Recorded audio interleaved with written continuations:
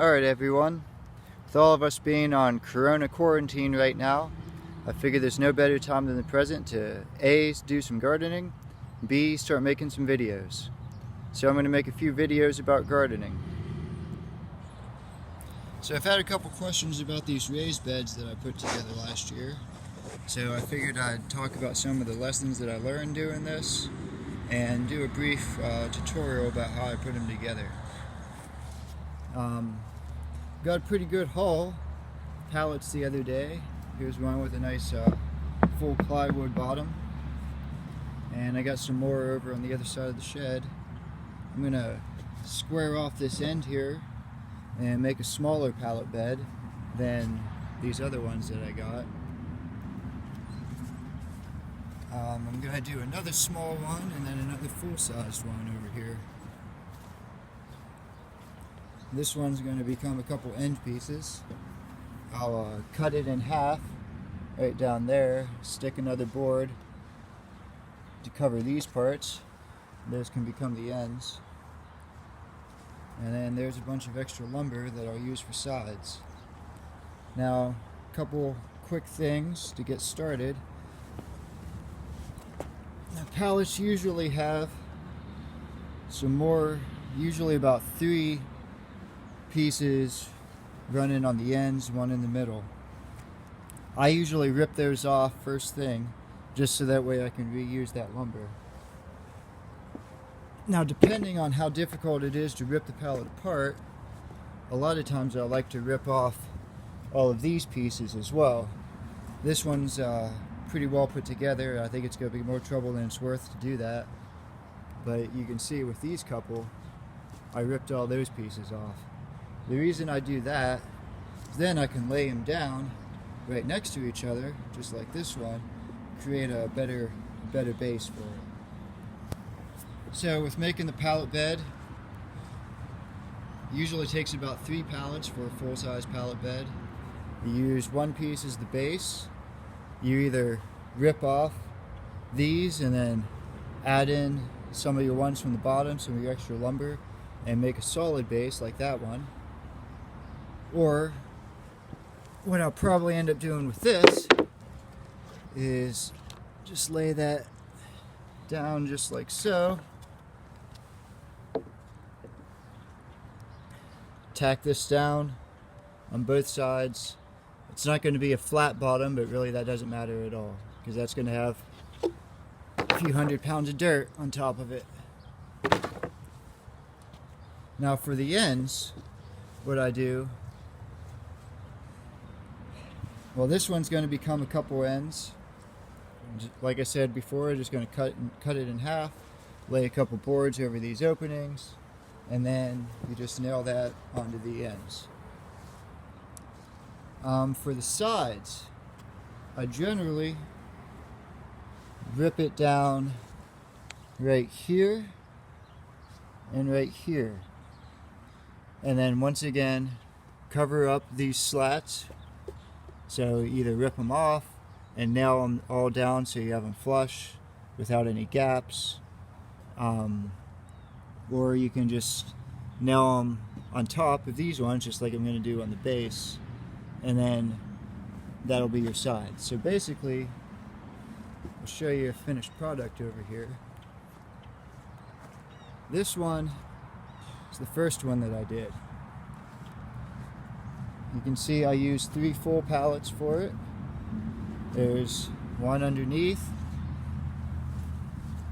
These ends are a full-size pallet, just cut in half. You can see it's just kind of resting on the ground there.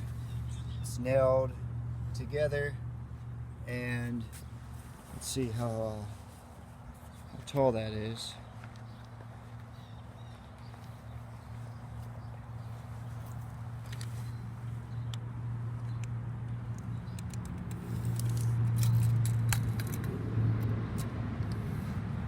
So that's 19 inches there, give or take, like 18 3/4. And then you got another 4 inches above the ground there. Now really, this one is taller than it needs to be. There's a lot of wasted space, a lot of wasted wood there. It take a lot of dirt to fill this one up. As you can see, I've got a pretty good gap between where the dirt is and the top of the pallet bed. Also, because this one is so high, now with these sides, I just cut it on each side of this centerpiece, closed up the gaps there, and then nailed those together on the sides. See, I just nailed down right there. Now with this one, because it's so tall, I wasn't able to tack the bottoms down onto the base. So as you can see, I've got dirt coming through the gap there. So that's a problem. In addition to just how much dirt it takes to fill this, because of how tall it is, you get shading because of the distance between the dirt and the top of the pallet bed. So the way I did this one, don't replicate this. There's some problems here. Just real brief, because last year we had a bunch of cucumber vines growing in here. I stuck up this chicken wire there to give the cucumbers something to climb up. Okay, this is our garlic and onion bed. We don't have the onions down yet, but we do have the garlic. And that's starting to come up. There's a shoot right there. Another one there. Another one there. So, we've got some good garlic coming up here. Okay, this one I made lower because I didn't want to have as much shading of the bed itself. I wanted to try to conserve my materials. So with this one, instead of just cutting the side piece totally in half, I just took the first two boards, I nailed one board in between, and then that's my end piece. So this one's a lot lower. It doesn't take as much soil to fill it up, and you don't have as much shading going on. Additionally, because it's lower, I was able to get these sides to where I could actually nail them on the bottom. So this is a much sturdier bed. There's not as much give in the bed itself, and I don't have all that dirt falling out the bottom now. So this is the way that I would recommend doing it, keeping it shorter. This one, it's about 12 inches from the ground up at this point. Really seems like you probably only need about 10 to 12 inches of depth in there. So that's how I would do that going forward. Once again, as you can see, I have the side piece of the pallet, and that's just tacked down right there.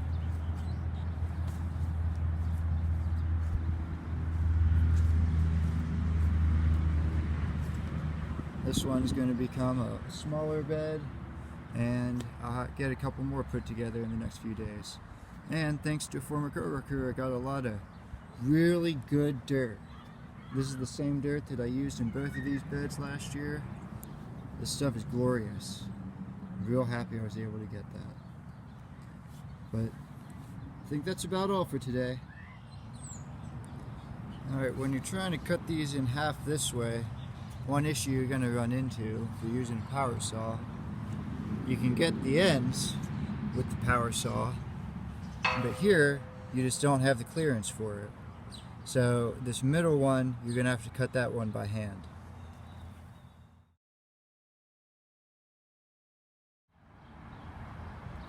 Okay, the next thing you want to do once you get your board off, so you want to get rid of any loose nails you have sticking out. So I like to pry them out if I can, so that way I don't hit them with the saw when I'm cutting this up later. Sometimes they're in there too good, and it's best just to pound them home. You're also going to get a lot of ones where you rip the head off. Those ones you just pound home. And we have one that came out with the board. Just lay it down like that.